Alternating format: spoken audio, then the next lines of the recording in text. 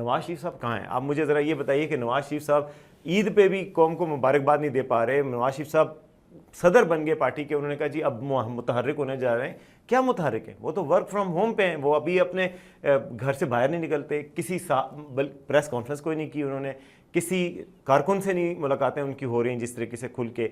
अपनी हुकूमत को क्या वो हदायत दे रहे हैं? बजट इस तरह का पेश हुआ है, अवाम के मफाद के लिए क्यों सामने नहीं आए? तो उनकी खामोशी, लोग कह रहे हैं जी खामोश होकर वो एक खामोश एहतजाज कर रहे हैं। उनकी खामोशी का मुझे और या अवाम को क्या फ़ायदा है? अवाम को क्या फ़ायदा हुआ उनके इस एहतजाज का? क्या अवाम के लिए टैक्स कम हो गए? क्या अवाम के लिए बजट में आसानियाँ पैदा हो गई? अगर नहीं हो रही तो फिर वो कहाँ हैं? और लीडर तो पार्टी के वो हैं, कहते हैं कि जी उन्हीं की हुकूमत है, नवाज शरीफ ही दोबारा आए हैं, ये उनकी बेटी भी हुक्मरान है, उनके भाई भी हुक्मरान है। वो कर क्या रहे हैं? उनकी तरफ से क्या बयानिया आ रहा है? मुल्क इस नाजुक मोड़ से, कोट एंड कोट हमेशा से गुजरता है, अब भी गुजर रहा है, इस नाजुक मोड़ में वो कहाँ हैं? उनका बयानिया कहाँ है? वो क्या कर रहे हैं?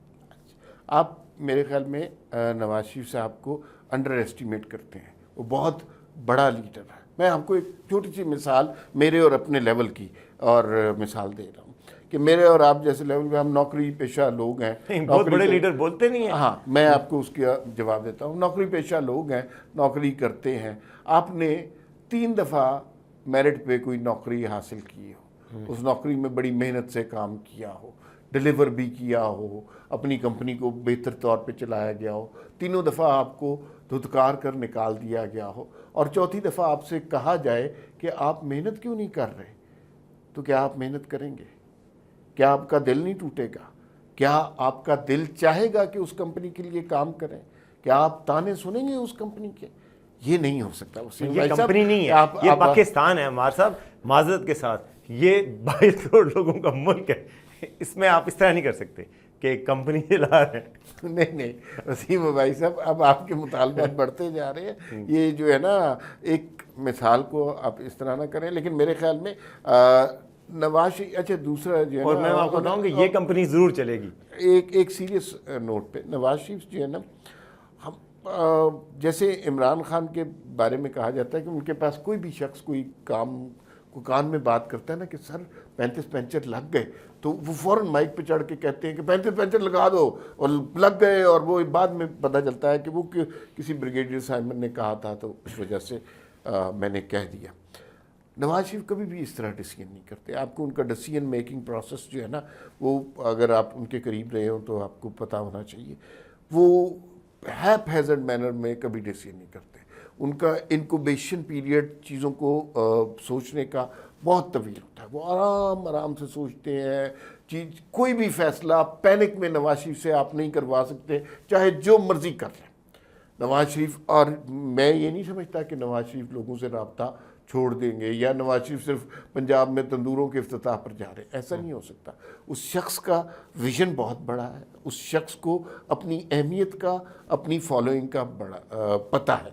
उस शख्स की इस वक्त अहमियत सिर्फ पाकिस्तान में नहीं, इंटरनेशनल लेवल की अहमियत है। उससे हमें काम भी वही लेना चाहिए।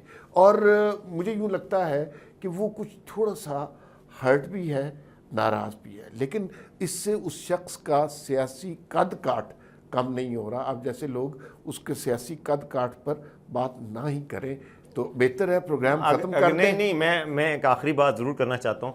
आपने नवाज शरीफ साहब की बात की कि जी उनके खिलाफ झूठ और वो तूफ़ान आता है, लेकिन इमरान खान साहब के खिलाफ जो झूठ चल रहा है उसकी बात कौन करेगा, कौन ये बताएगा? ये खबर चल रही है जी, कितने दिनों से ये क्लिप बना के लगा रहे हैं कि जी इमरान खान साहब ने कहा कि मैं रियासत से माफ़ी मांगने को तैयार हूँ।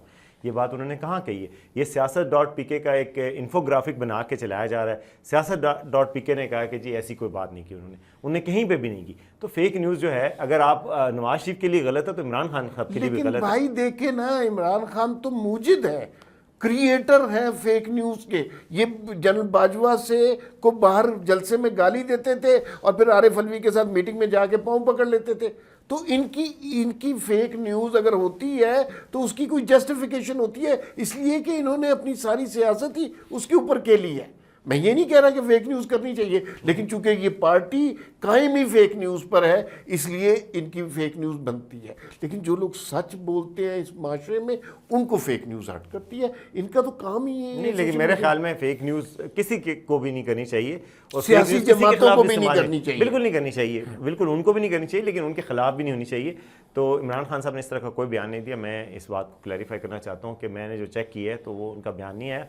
रियासत से उन्होंने कोई माफ़ी नहीं मांगी। ये है कि बातचीत के लिए रियासत से बातचीत के लिए रियासत से रब्ता नहीं हो पा रहा, लेकिन रियासत ने उनको अभी तक आवाज़ नहीं दी।